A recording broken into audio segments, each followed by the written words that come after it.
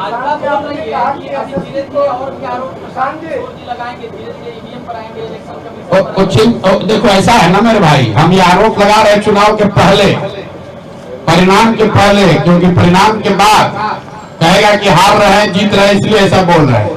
हार जीत अपनी जगह पर है, लोकतंत्र जिंदा रहना चाहिए।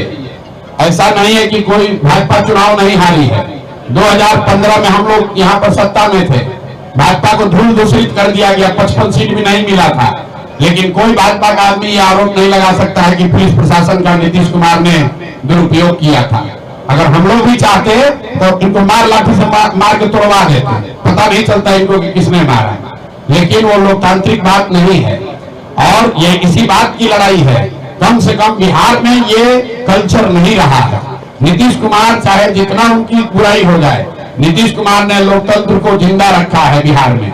और ये नए नए जो सम्राट चौधरी आए हैं खुद अपराधी हैं और पुलिस का अपराधीकरण कर रहे हैं, और कुछ पुलिस वाले अपना मार्क्स बनाने के चक्कर में ज्यादा हीरोइज्म कर रहे हैं। और अभी इस बार तो चुनाव के दौरान पूरे बिहार में देख लिया कि पटना के पॉश इलाकों में वार्ड नंबर 21, 22, 23, 25 ये पॉश इलाके हैं।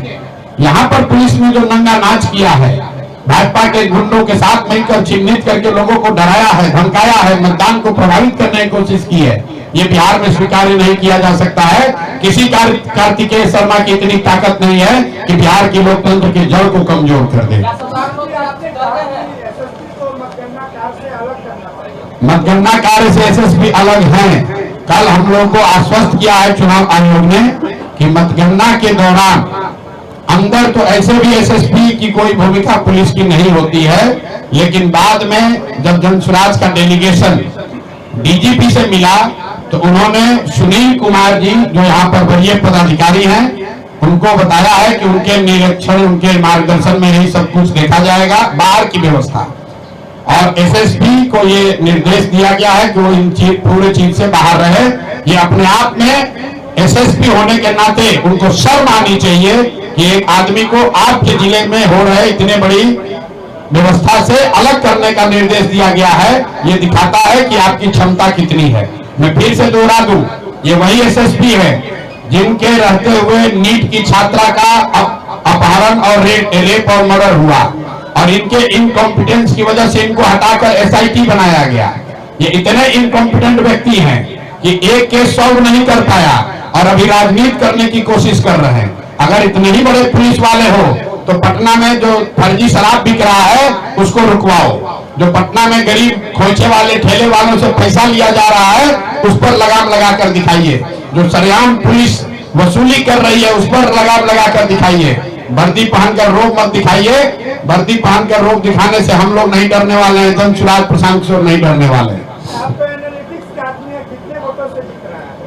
कितने वोट से जीत रहे हैं कल आप काउंट कीजिएगा और हर राउंड में जोड़ते चले जाइएगा। इतने वोट से भाजपा हारेगी कि जीवन में कभी ये कहने का दुस्साहस नहीं कर पाएंगे कि हम लोग कुत्ता बिल्ली को भी खड़ा करेंगे तो चुनाव जीत जाएगा। कितने वोट से हारेंगे।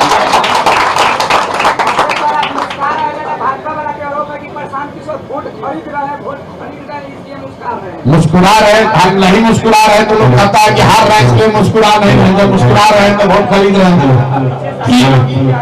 30,000 करोड़ रुपया भाजपा के पास आधिकारिक तौर पर, दुनिया के सबसे बड़ी पार्टी भाजपा, दुनिया में सबसे ज्यादा पैसा है भाजपा के पास।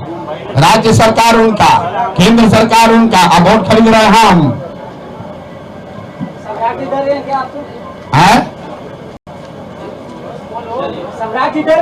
सम्राट जी को डरने की जरूरत कल परिणाम आने के बाद है, क्योंकि हम लोगों ने कहा कि कल का जो चुनाव है वो सम्राट सरकार पर रेफरेंडम है।